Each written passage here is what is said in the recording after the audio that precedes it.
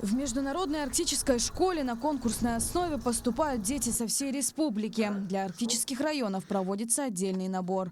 Школа полного дня организована так, чтобы школьники могли жить в интернате с бесплатным пятиразовым питанием, учиться, посещать развивающие занятия и заниматься спортом. Сахая Миронова поступила в международную арктическую школу в 8 классе. По ее словам, перед переездом она испытывала страх, так как не была готова к смене обстановки. Я сначала была такой закрытой, то есть я боялась, что тут могут меня не принять, что тут столько детей, которые в городе учатся или которые уже второй год учатся в МАШ. И я начала потихоньку адаптироваться, записываться на кружки различные. То есть и мне стало получаться, то есть вот этот адаптационный год, который у меня сейчас идет, он уже хорошо проходит, то есть уже полгода я тут учусь, у меня все хорошо.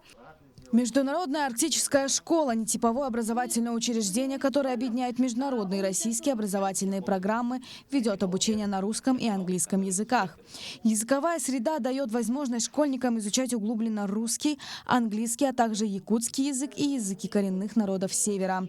Дополнительные европейские и восточные языки. Отметим, что руководство школы активно взаимодействует со школьниками и создает новую программу на основе пожеланий учащихся. Дети, которые в этом году выпускники приезжали, мы когда их спрашивали, что вы предлагаете изменить в образовательной программе школы, они тоже сказали, восточное направление, китайский язык обязательно, другие языки сохраняйте, продолжайте.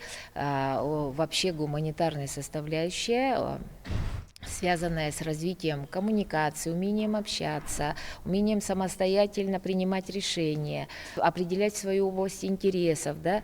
Вот это все нашими выпускниками поддерживается. За период работы образовательного учреждения увеличилась география учащихся Международной арктической школы. Так, если в 2020 году в учреждение поступили дети из 5 арктических районов республики, то сейчас в нем учатся школьники со всех районов Якутии и других регионов страны. Галина Чкурова, Павел Пахомов, Якутск.